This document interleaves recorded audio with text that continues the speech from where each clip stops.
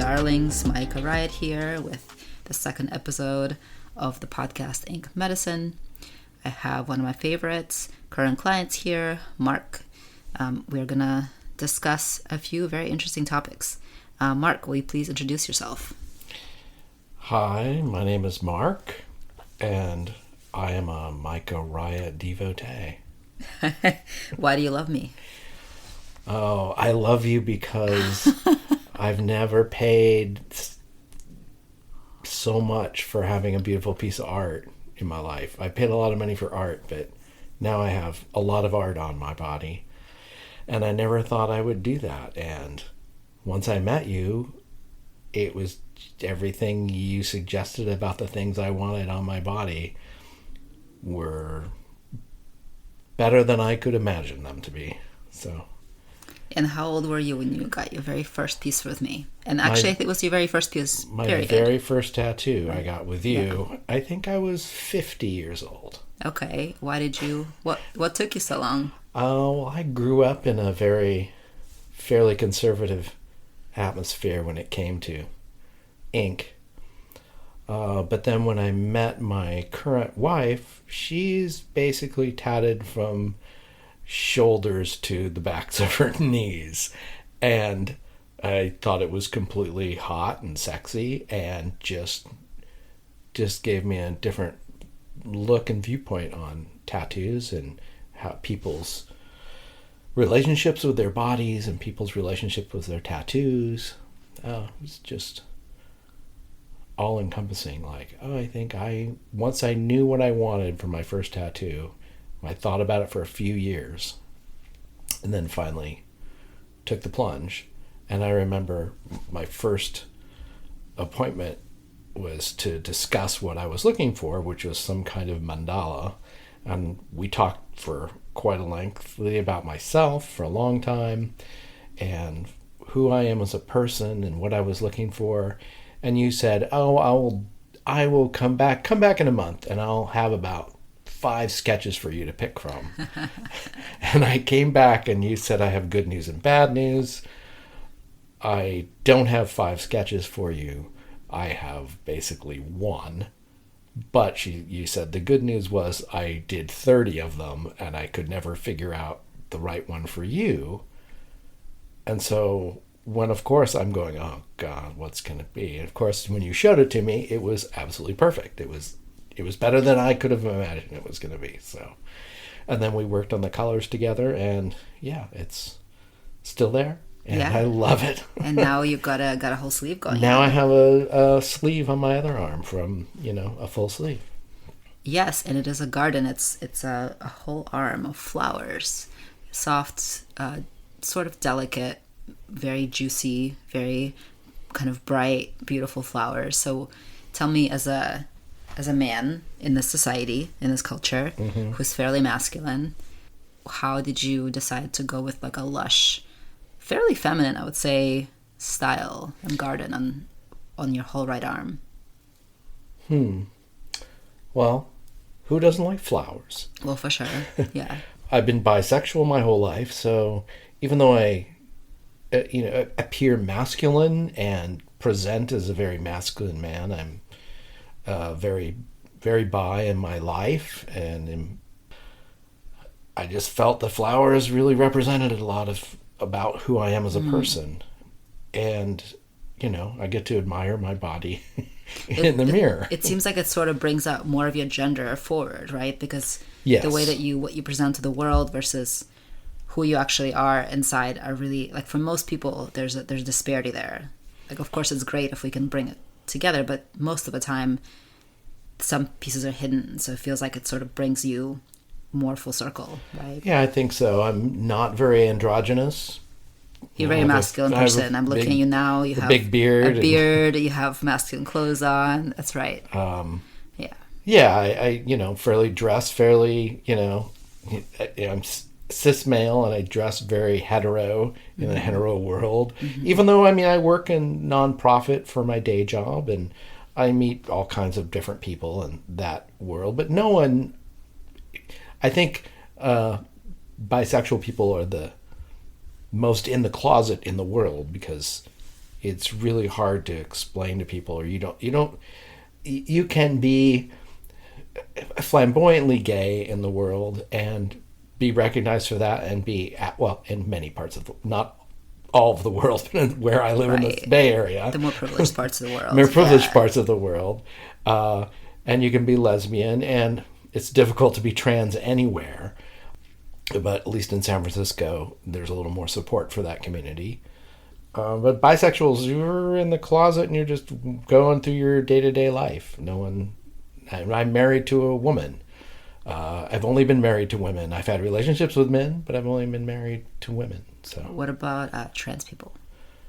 Trans people? I haven't been married to any trans people. I've been with trans people. Yeah. Yes. Yeah. How come you use the term bisexual? How do you define the term bisexual? Well, the semantics and terminology nowadays, as being a 60-year-old cisgendered bisexual man, I've gone through pansexual, I don't know what you want to call it. But yeah, I like women and men. I probably like women more. Probably more like, for emotional relationships, more like, 80% into women. But what about like non-binary people? Oh, non-binary. People are people. Parts are parts. It doesn't really matter what parts you have. It's you as a person. But so what I'm getting at is, like, I think there's sometimes a generational thing, like the term bisexuality. In my generation, I'm 38, so I'm a little bit of a different generation from you. And what we remember as people describing as bisexuality was saying, I like men, I like women, right? But then with my generation, there's been more of this sort of expansion of what gender is. And so to us, bisexuality still sounds like I like men, I like women. Oh. And there's kind of a missing of the mentioning of non-binary, I think it's, and trans folks. Yeah. No, that's true. I like everybody. Right, I think you do. Yeah, that's right. It doesn't really matter. I've dated trans people, and it really comes down, it just comes down to people. Yeah. Their parts are their parts. It doesn't matter. Yeah, that's why I'm curious. I think that when people identify that way, but how do you? My generation, they use the word queer. But on my generation, they don't understand what that is. Mm-hmm. If I said I'm pansexual or if I'm queer, if I said queer to my generation, they think I'm gay. But they're going to say, "Wait a sec, you're married to a woman." Mm-hmm. They're confused. Got it. Okay. And when I tell people at work that I'm part of the LGBTQ community, they look askance at me like, "Wait, what? What are you talking about?" They don't think I'm trans, which I'm not, but they don't think I'm gay because I'm married to a woman. Right. So they can't. Bisexual just makes things much simpler. Yeah. So it just makes it easier for people. Yeah. Okay. If I say pansexual, most 60 and 70-year-olds, which is my generation, they don't even know what that means. Right. They have no clue what that means. Queer, I feel honored if someone says I'm queer. I feel like privileged to have that identifier associated with me, but my generation doesn't usually use that word. How old are you? 60. You're 60. Yeah. Okay. You're my mom's age. Right. Exactly. Arguably, she was young, but the people I work with are my age, but most of my friends are in their 30s. Yeah. Because I live in the Bay Area, in San Francisco Bay Area, so makes cool, sense. Hip people are younger. That makes sense. Usually. Listeners, I'd like to just make a quick note. If you hear licking, my dog Lulu is here with us in the studio, and she's been licking herself. I've been trying to stop her from doing so, but in case you hear licking, it's neither one of us, and it's the dog. Thanks for clarifying. Yes, of course. I also wanted to, when you were introducing yourself, I have a little list of things like your favorite food, the area you grew up in, which we just discussed, and then your Enneagram number. So why don't you fill in those blanks? What's your favorite food? My favorite food is the food I had for lunch today. Which is what? A burrito. Okay. It's I grew up in Southern California. Yeah, it's a true Californian. I had Mexican food every day growing up. And what's your Enneagram number? I believe it's 2. It's 2. Okay, yeah, I'm also 2. Helper, yeah. The helper. It's kind of like its own episode, the Enneagram, so we'll just kind of leave it there for the moment. I wanted to ask you, tell me a little bit about your relationship structure. I know it's a little different now, but tell me, kind of give me the overall, like, what are your agreements with your partner? around your marriage or Right. relationship throughout its lifetime? Well, I mean, I'm in my third marriage. My first two marriages were monogamous. I mean, they all knew I was queer and bisexual and pansexual. That's never been a secret. But the first two marriages were monogamous. The marriage and relationship I'm in now, which is about 15 years, and it's her second marriage as well. When I started dating her, she said, "Oh, by the way, I don't want to be monogamous if we're going to start a relationship." And I'm like, "Wait, what do you mean?" Oh, she was your introduction. Pretty to much. polyamory. Yeah. I didn't realize that. Yeah, I wasn't really sure what that meant. And she said, "Well, I want to still sleep around with men." Is she She's straight fairly identified? straight. She's straight. Okay. I mean, Who is really straight, but who's really straight? Yeah. But she's straight-ish. she's mostly got it. So when she presented that made me think, wait a sec. You mean you can go and date and fuck other men, and that means I can date women too? But we're still our primary relationship partners? I mean, the terminology I had to catch up on. And she said yes, and I said, well, that sounds great. So, and then throughout our relationship for 15 years, it's basically the first half of the relationship, for the first 7 or 8 years, I've had a couple of main partners. She's had a couple of other partners. And you lived apart for the first many years, correct? You had I'm sorry? different apartments. Yes, You lived we apart from only each other. moved in at the beginning of the pandemic together. Okay, yeah. So we that's were pretty apart new. for 13 years of our relationship. We were only seeing each other on the weekends. How come you didn't? I mean, I know the polyamory makes things a little bit more complicated, but how come you didn't want to move in earlier? Well, I had an awesome rent-controlled apartment in San Francisco. She had lived down on the peninsula. So it was more like, on the weekends, it could be an escape to her place that overlooked the water and the bay down on the peninsula. She had a nice place. It was a little more easier to get to the Pacific Ocean from her place and into nature quicker. And then my place was the place to go when we wanted to party in the city. So we kind of had the best of both worlds, and neither of us wanted to give up our independence. It also enabled... She mostly played at other men's homes, but mostly I had women over at my apartment in San Francisco during the week. So it was just great having a bachelor pad in San Francisco. Did you while have still there. more continuous relationships with other people while you were already with her as a primary? Yeah, I did. I had maybe in the first 8 years, I had 2 long, 3-year relationships that were with people in the city. And they both moved away, unfortunately.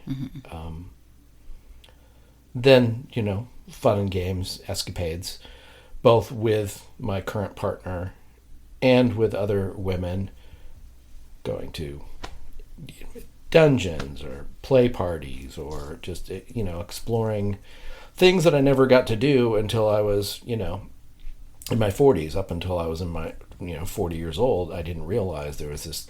I mean, I kind of realized it, but I just wasn't exposed to so much sexual freedom that was available out there.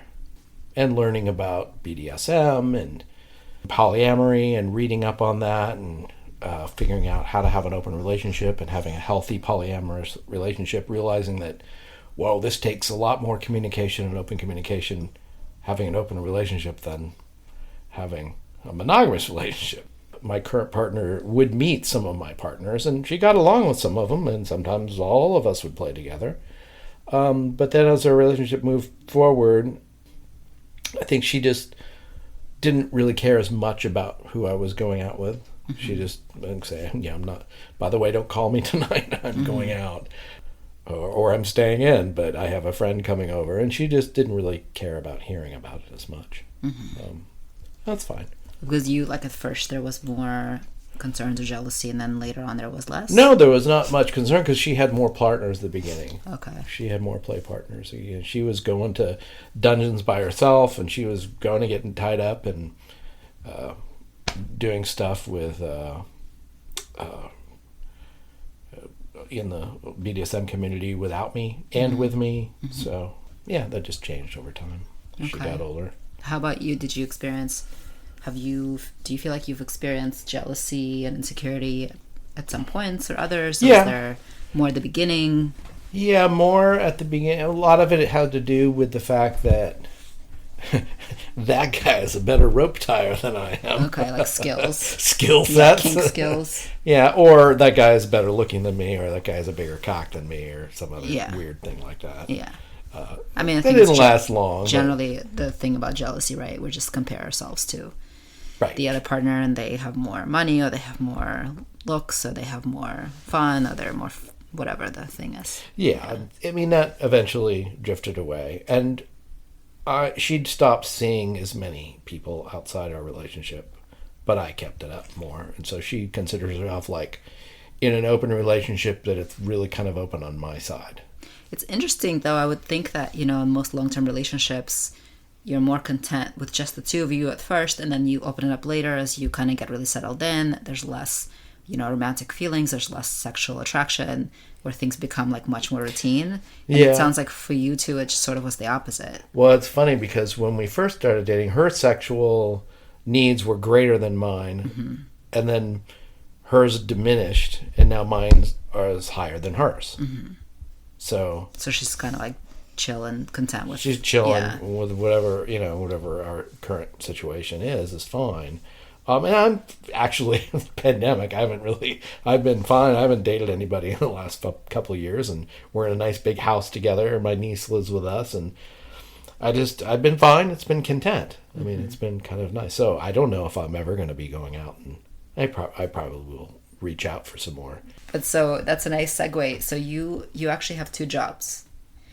True. You're an accountant by day. Kind of, yeah. Kind of by Yeah. day, sort of. Sometimes probably at night too. You probably stay late in the morning. No, God, no.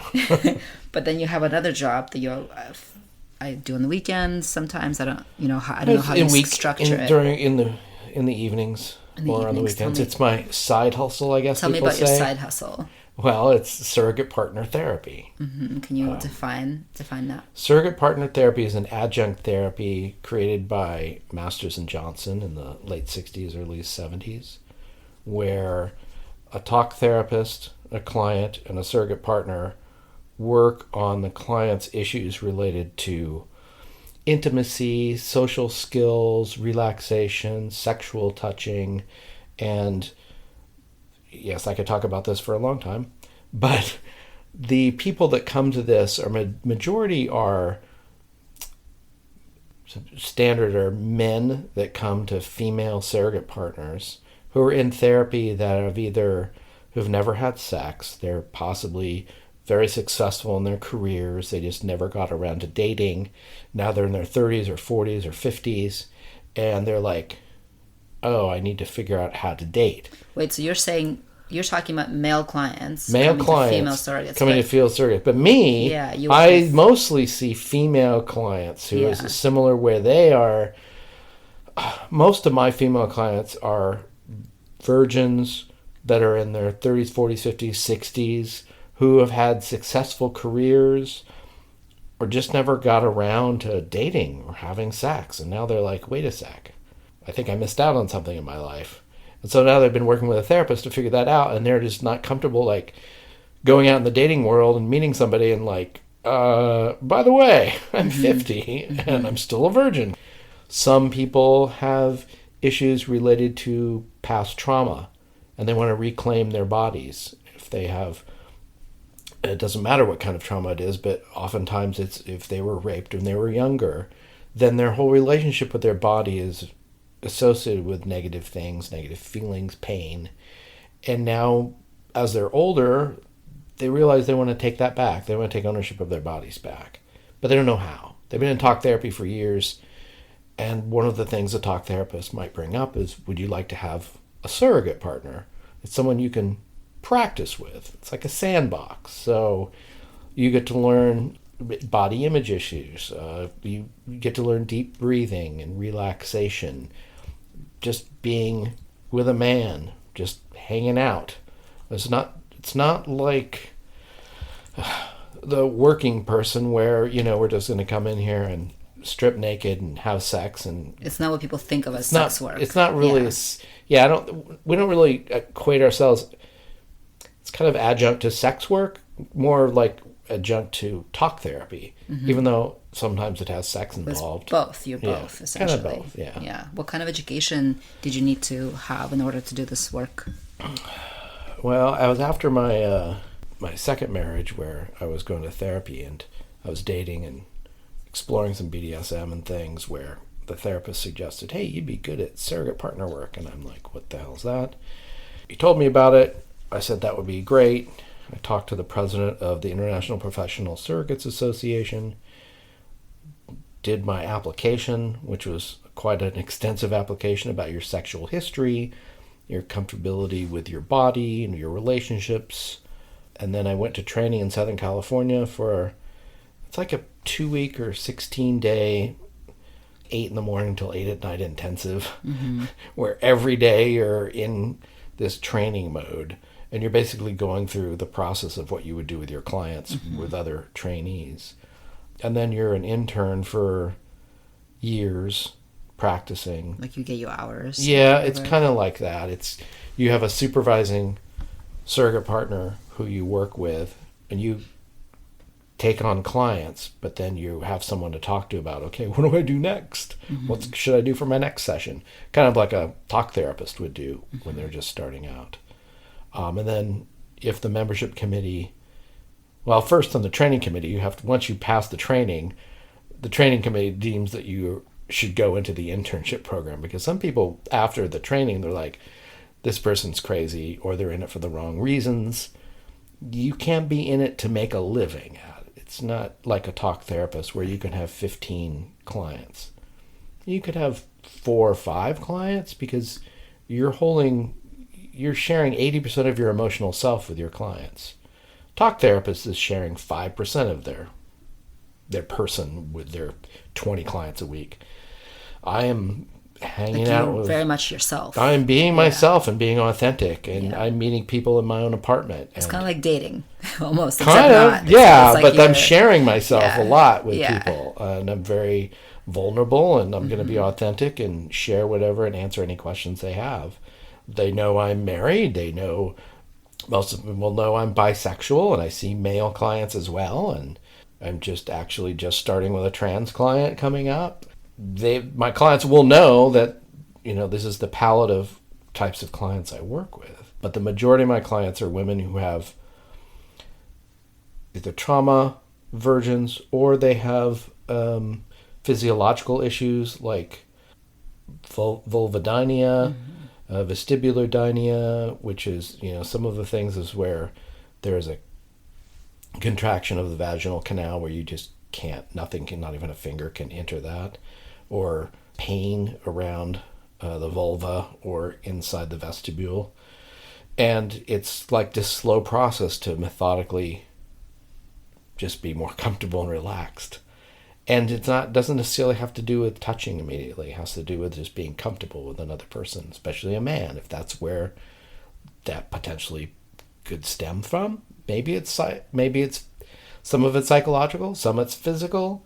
I work with medical doctors too to make sure that it's not all medical related, because I've had clients where they've gone 10 or 15 years until they figured out where to get the right dermatologist to help them get the right, topical cream to help whatever kind of weird interaction their juices are doing on their tissues. It's complicated. It's complicated down there. It can be. It can be very complicated. It's funny you talking. I'm hearing my partner is a pelvic floor physical therapist, right? So she deals with a lot of these conditions that you're describing. And I'm just listening to you going like, wow, your jobs are kind of similar in some ways. She doesn't get sexual at all with her clients, of course, right, but she does do some internal work with tissue. Her work is more medical and physical and sometimes psychological, less emotional. That's super important though. Right, but like that, I'm like, that seems so in conjunction. Like I could see the two of you having like a professional back and forth, Right. I mean, most of my clients, the sessions range from, just hearing about their sexual history to sitting down and doing what we call sensate focus, which is just touching for your own pleasure, which is the opposite of what massage is. When you're massaging someone, you're massaging them the way you think they want to be touched. Slash what the muscles need. Yes, Yeah, what the muscles for need. therapeutic purposes. Yeah, no pun intended with the need. But the sensate focus, it's touching for your own pleasure, and you start off with just a basic hand caress, and you ask permission. There's always consent for everything you do. You teach them both consent right directions. away, yeah. The whole consent. There's a thing called the wheel of consent. It's all the different varieties of how consent can be given and taken, and the different parameters around consent. So you ask, may I caress your hand? They give you permission. You say thank you. And you caress their hand the way I want to caress their hand. If I want to feel the hair and the lines on their hand, or turn their palm over and, just feel what their hand feels like the way I would like to.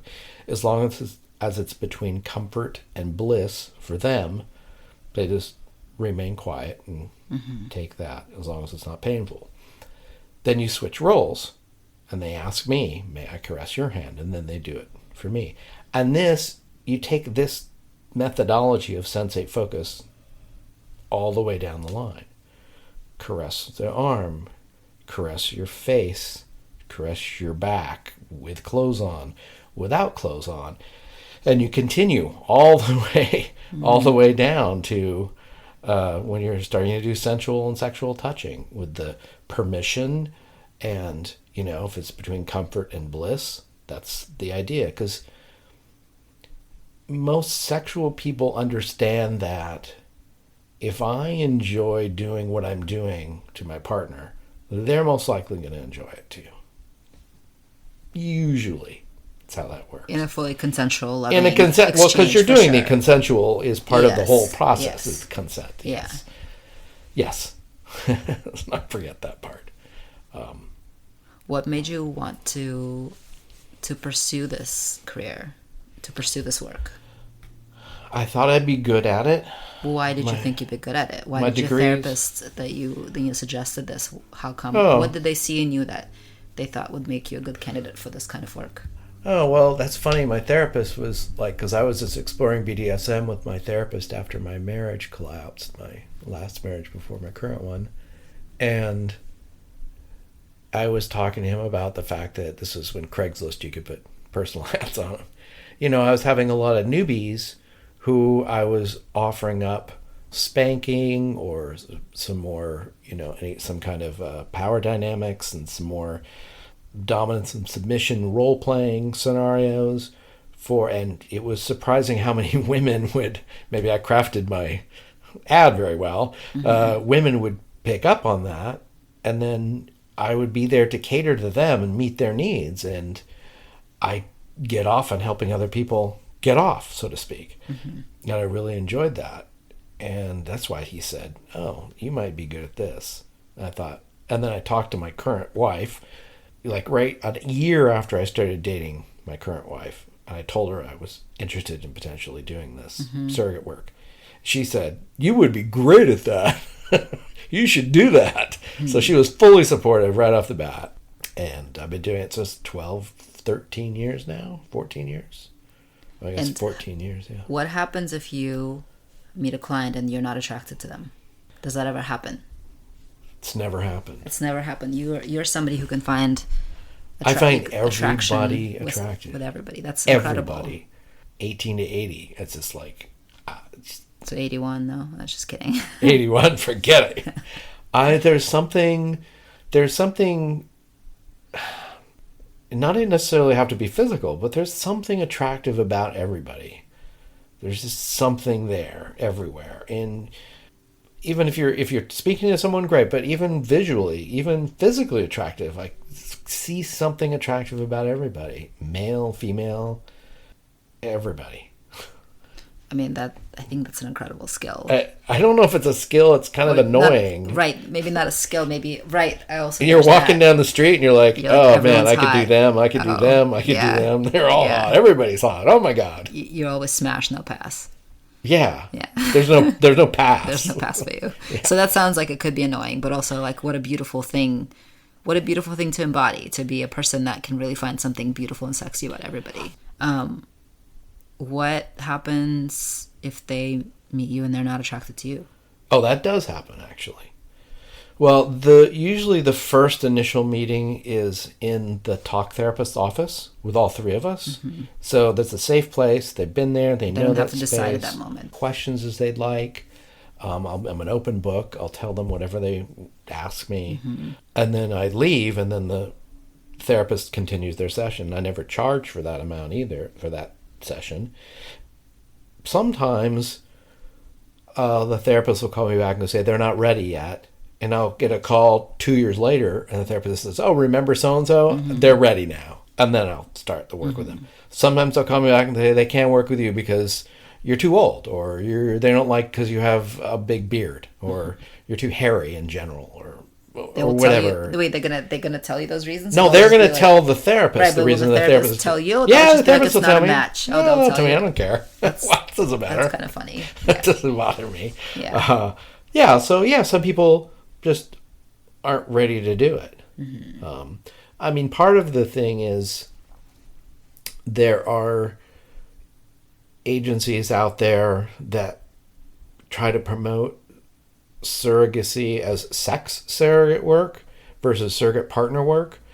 You'll find these places and you'll see them online, and they'll have, oh, this surrogate partner, usually a woman who's working with a man, she's really good at these types of things, and and she's 5'10", and she weighs 110 pounds, and she's blonde, and here's a picture of her from head to toe, and it's like, oh, you're missing the point. They're just sort of like shrouding it in the veil of a little bit. Yeah, I mean, they could be good. Just sex work. Yeah, which is fine. Maybe it's like the girlfriend experience. What I think of as like maybe it's the girlfriend experience. Or, I mean, plenty of sex workers do amazing work with male clients and get them through a lot of the same things surrogates do. Right. But the whole point of us is it doesn't matter what they look like. You're trying to learn a new skill set. We're trying to... The analogy is that if you're going to a sex worker, you're like going to a fancy restaurant. So you're going to a restaurant, you see the menu, like in a brothel, and you're picking what you want. And, if you like it, you come back and order the same thing or try a different dish at the restaurant. So that's kind of sex work. Surrogate partner work is like going to cooking school. Okay. Where I'm giving you all the ingredients to help you create this wonderful meal. And then I'm sending you away to make that meal for other people. I don't want repeat business. I'm not into repeat business. The whole point is not to have repeat business. Is to get them out and be, with all the skills that they get, that they've learned with you. The funny thing is that they end up having way more relationship skills and social skills and sexual skills than the majority of the people that they're going to end up dating by going through this process. Because they're more attuned to their bodies. They're more attuned to sensate focus. They're more attuned to consent. They just get that. It sounds like we could all use those skills, those of us in various kinds of partnerships or solos. Sounds like a really good set of skills. Sometimes near the end, if it's gone really well, they'll ask about... Because, I mean, we'll bring up things like power dynamics at times, but that's usually towards the end. And then sometimes they'll want more of that. And even though I've done that in the past, I don't... about like kink. Yeah, kinky stuff, like they'd like to be tied up or something, or more role play or something. But that's not what surrogate... But that's a different thing. I mean, I've done that in other times in my private life, and I've actually done that in, the sex work field a little bit as well. But I'm not going to do that in the surrogate partner. I just feels a little... I'll send them off to people I know that can help them, or send them to a munch or something. Right, or a dom or somebody. Some dom that can help them out with that. Yeah, that makes sense. Have you more recently surprised your clients with your beautiful arm? Have people commented? Yes.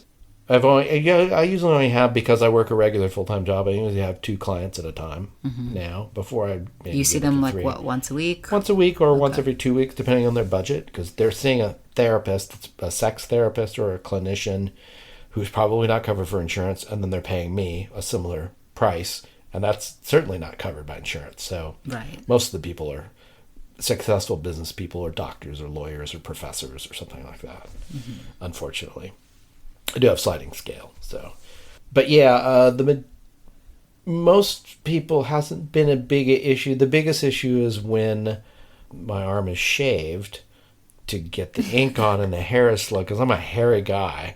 So when the hair is growing back, it's pretty prickly. So I have these arm sleeves that are these arm protector sleeves that are really cheap. You can just get and just cover up your tattoo, like for sun, or just you need to do it for some work that doesn't allow tattoos. You just put them over. So I wear those during my sessions with them. So, but like, do you ever reveal? Like, do they ever go like, "Oh my God, Mark, you're..." Yeah, no, because you almost, pretty much all of my clients were going to be naked together at some point. Right. So, yes, they will see them at some point. But I tell them in initial meetings, by the way, I have tattoos, and this is what they look like.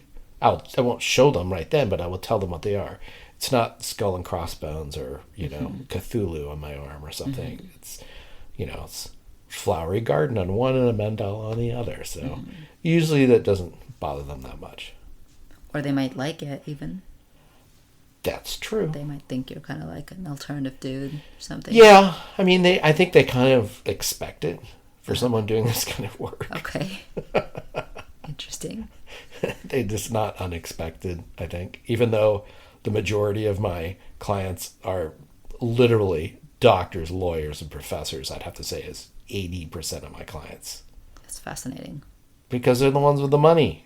Yeah, but when you were earlier on, when you started talking about this, you said you started talking about male clients and female surrogates, and you said that it was kind of the same thing for the men. And I was so surprised to hear you say that, because in our culture, a successful man is almost never going to be without female attention, right? There's almost never going to be this sort of like a missing of sex. Well, I mean, the men that go to surrogate partners who are women are potentially 28, 30-year-old computer programmers who are making $200,000 a year. Yeah. They got tons of money, but they're nerdy and goofy as all get out. Did you say 200,000?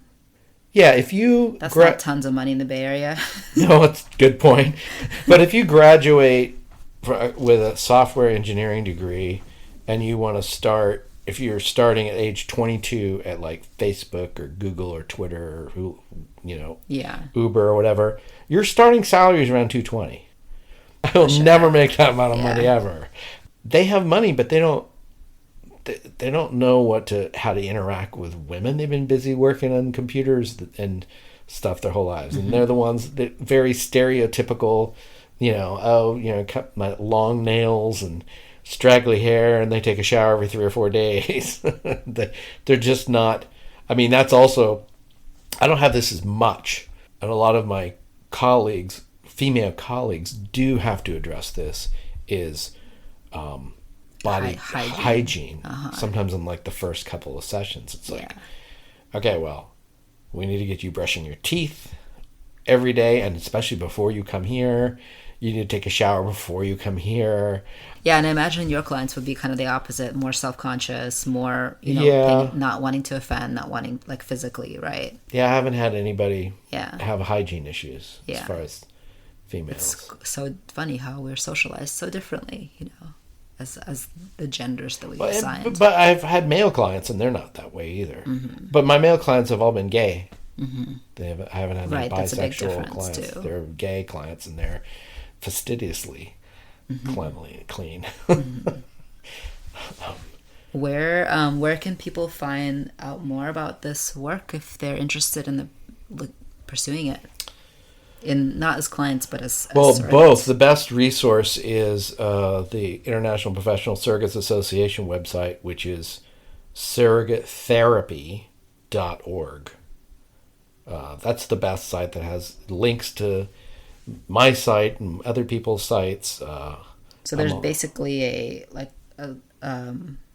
directory of everybody who's certified in specific parts of the we country. have not everybody wants to be on that list that are inside of IPSA. They're IPSA certified surrogate partners. There are surrogate partners out there, if you Google surrogate partner, that aren't IPSA certified. Got it.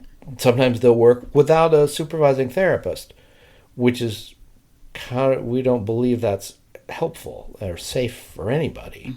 We always, if I have a session with my client, the client's going to have their next session with the therapist, and then the therapist are going to talk in between and say, so what happened at your session? What happened to your session? Because we're all there for the benefit of the client. Surrogatetherapy.org. My site is surrogatepartner.org. Check out Mark if you want to see his website at surrogatepartner.org. That's it. Okay, well, we're going to finish up here, but I'm going to start a few little traditions with my guests, and I would like to know, what is a small thing that's been making you happy or smile or, just kind of lift your mood lately? Well, there's a few things. Well, one is my wife is really into stained glass. She's disabled, and she's on disability, so she doesn't work. So she's been doing a lot of stained glass. I had to move my car out of the garage so she could build her studio with her kiln and everything else. And so she makes amazing stained glass now. And it's like, okay, we have this stuff all over our house. Nice. And it's pretty cool. It's pretty fun to have that kind of art around you. Yeah. The other really thing that made me happy is I went to Museum of Modern Art, MoMA, in San Francisco with my niece last week, and she'd never been to the Modern Art Museum. She really loved it, and I think she also loved it because we were both tripping on mushrooms. Wow, that sounds really fun. How It was did you? Very fun. I don't need to ask. Like, how did you get there and get? Oh, that sounds Bart, really fun. Bart. So it wasn't overwhelming with like lots of No, people there. it's microdosing, so Okay. it's temporary. It's moving the. Yeah. It was very fun. I hope I That can sounds talk really about fun. drugs on this Yeah, podcast. you can talk about anything in this podcast. I should put a little explicit thing on there, but I think we're. Yeah, It we're was good. super fun. What's your favorite section of the museum? Love sculptures, and there's Alexander Calder's there, which I love. But I do like some of the modern big works like Rothko and stuff like that, which most people go, wait, that's just a big splotch of paint. But for some reason, we would sit in front of these huge pieces that look like, simplified Jackson Pollock paintings, just splotches of paint. And of course, if you're tripping a bit, there's lots of undulations and things happening and movement. So we sat there for like 15, 20 minutes on one painting, just talking about it. She loved it. That makes me want to go and do so the same fun. thing. That sounds really fun. Okay, well, I'm going to end right here. Do you have any parting words? Just have to say I'm so happy I met you. I'm so glad you're in my life, because I don't know what's going to happen when I'm done with this tattoo, which you're about done with. So Nah, I'm going to have to have another one. Let's stretch it out another year or so. It's fine. Okay. Don't worry about it. It's all right. I've got more skin left, so. You have a fair amount of skin left. I do have a fair amount of skin. Unfortunately, my wife doesn't have not much left, so. Well, you're not her, so. Sure. Right. Well, she's jealous. Thank you so much for coming and doing this interview with me. So kind of you to do it before the holidays. It just makes my heart very happy. Thank you for how generous you've been with me and how open you've been with me. It's really been a wonder and a gift to get to know you. Anytime.